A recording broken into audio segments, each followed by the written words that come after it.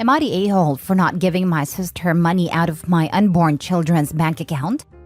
I'm 28 female, have been married to my husband 29 male for 7 years. We were high school sweethearts and tied a knot as soon as we felt it was right in our adulthood. We always knew we wanted to have a family with 2 kids, 3 at most, but we didn't want to just start having babies without doing everything we possibly can to prepare.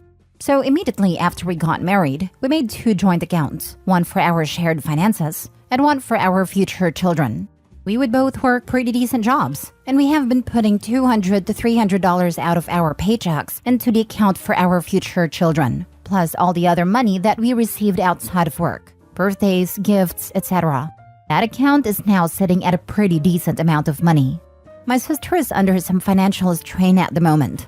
Not too long ago, she got in a car accident where she totaled her vehicle and the other driver's vehicle. It was her fault, but everyone's okay. And she didn't have insurance. Now it is basically impossible for her to get affordable insurance, and she is paying out of pocket for the damages to the other party's vehicle/medical bills. My parents called me yesterday and asked me to come and see them, so I did.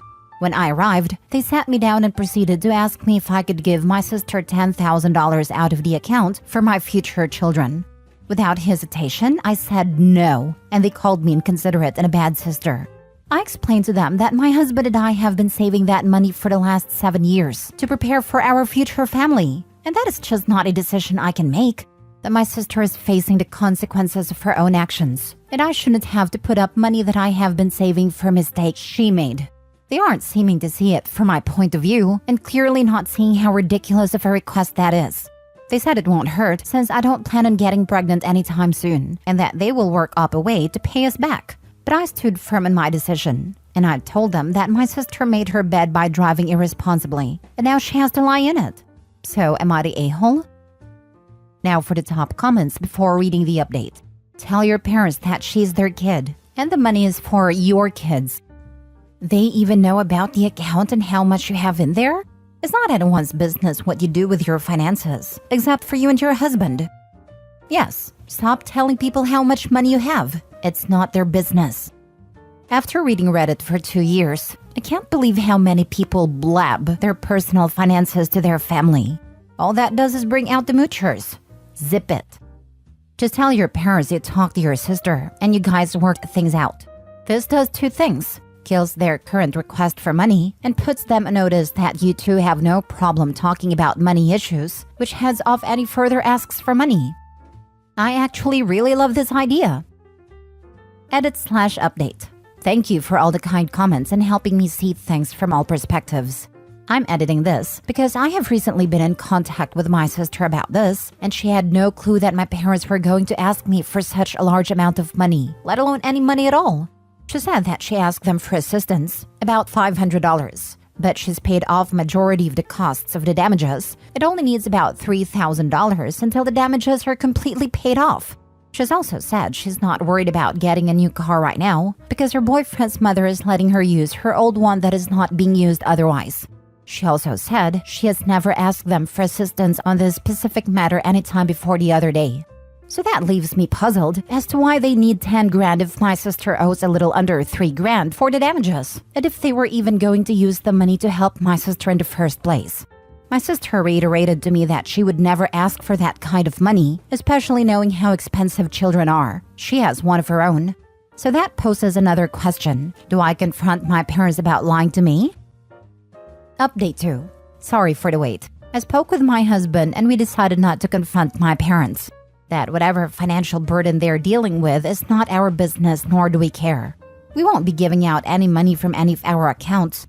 I believe my sister will confront our parents for using her in their lie. If that happens, I will update again.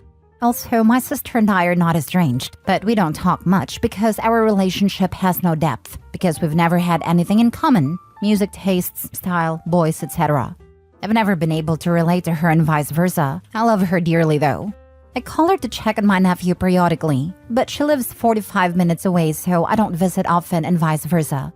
There were a lot of comments about sharing my finances with my parents. I was 21 when I discussed this with them, just thinking I was harmlessly informing my parents about my plans for their future grandchildren.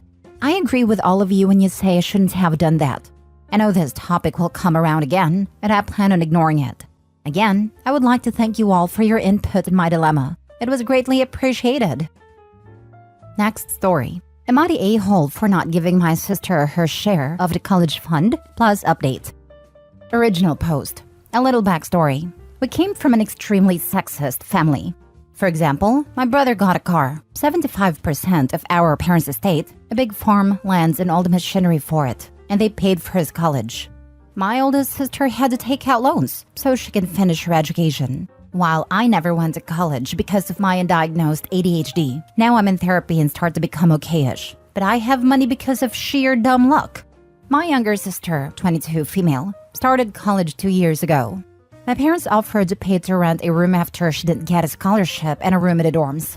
I offered her to pay her scholarship and some extra for groceries, stating that I put aside college fund for all girls in our family. My 2 daughters, my sister, a younger cousin, and a niece. This is just one account, and in my will, it stated it has to be divided between these girls for college expenses. My little sister is the oldest, and everybody else is between 6 to 12, and the ones who already finished college by the time I died gets nothing from that account.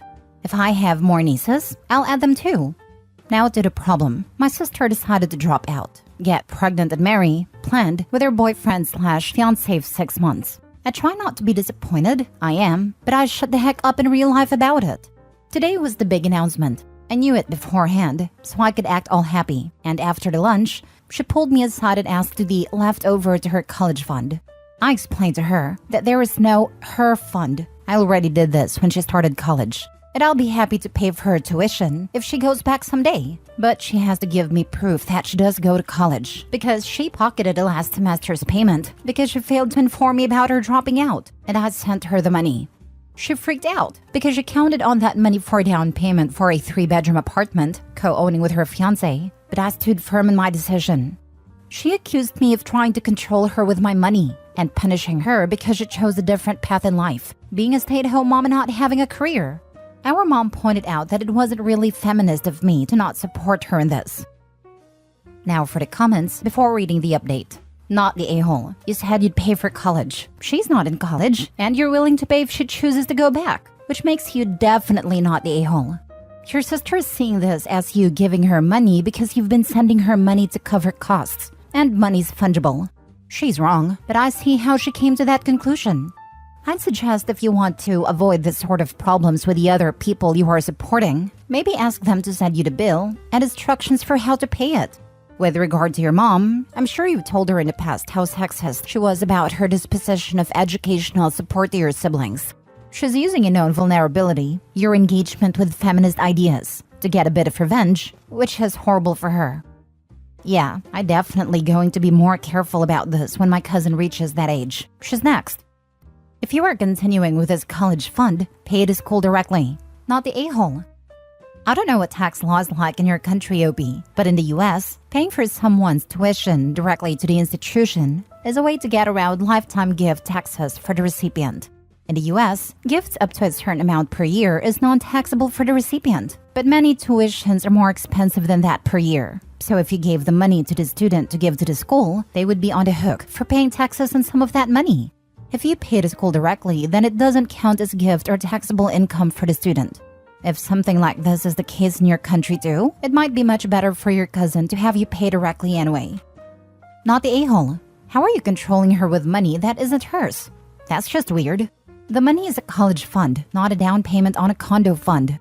And she's already stolen from you. Tell her to take it out of the money she already pocketed. Turns out she thought it's hers, and if she has a daughter, she's going to get added on that list. We had a smaller argument about this, because she asked what if it's a boy? And well, he's going to be a first his generation, and every great-grandparents of his is going to lose their freaking mind over it on our side of the family, and probably fiancé's side too. Not the a-hole. Go low contact with her. We already are. She knows I'm disappointed, and that I didn't think much of her fiancé. Now for the update. I decided to give you guys an update about the situation with some extra info. About the last semester's payment, little sister offered to pay me back.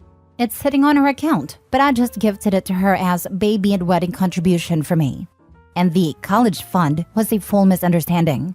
She actually thought that it's going to be divided between all girls while I'm alive. I explained to her why it's not gonna happen and went into great details about our older sister's college experience, and she was actually horrified.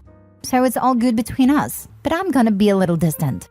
About my family, we are a deeply traumatized family in a traumatized country. Read a little about Hungary's history. We're having generational trauma for breakfast. I had a long talk with Mom. She tried to act happy at first about my sister's plan, but she broke down eventually. She's worrying too because sister is making the same bad decisions that Mom and I did. And this is why she wanted to get every help my sister she could think of, panicked, and became passive-aggressive towards me. Right now, we try to come up with a plan, how to help my sis without helping my soon-to-be douche brother-in-law. Even my father is against this guy and the marriage, but he tries to be nice because he's afraid he's gonna lose my little sister too. And a few words about Mr. Douche, my future brother-in-law. He's already trying to isolate my sister, who has a codependent personality and wants to play house with anybody who's willing to try it. Hard to watch this crap show, but when everything unfolds, she needs to know she got me, and Mom, maybe even Dad too, in her corner. Me? Douche is careful with me, because they need the money, but still tried some crap steering with me. We'll see what happens next, but one thing for sure, after they split, 1 to 2 marriages ends in divorce over here, so the chances are high. I'm gonna find my sister a good therapist. Betty AITA dips out when he finds out the sister isn't bringing her college fund with her to the marriage. Nah, because he still will end up with a free bangmaid. The Hungarian majority lives either below or very freaking close to the poverty line and hold extremely sexist views. So the fact that he will get a maid he can bang anytime while drinking away any money is a pretty cheery future a man here can ask for. I remember instantly falling in love with my husband when he, without prompting, started to dust or do the dishes and give me a painkiller when I was on my period. It's pretty freaking basic, but also it's pretty freaking hard to find as well. Where's brother, and why does he have 75% of his parents' estate? I'm also impressed that OP didn't throw in their mother's face about where was feminism when Big Sis lived in roach-infested apartment. And where is Big Sis too? It sounds like a bastardized version of the primogeniture still practiced here. The family seat, titles, and money goes to the firstborn male, the entire estate, in order that wealth isn't broken up into ever smaller pieces with each generation until, the horror, nobody can pay for the maintenance costs of their castle or their family's traditional seat in the countryside. Thus, they have to sell it. But Hungary was part of the USSR, and they abolished the inheritance of property. So there is no long line of inheritance and loss. And the parents are still alive. They just gave away their land to their son? After we left the Soviet Union, there was a redistribution of land based on the original property ownerships. So yes, the line of inheritance is still there. Usually what happens is that the kids just take over from the parents and the parents retire, but they still own the land. They just write a will if they don't want their kids to inherit evenly. I have a friend that grew up like this.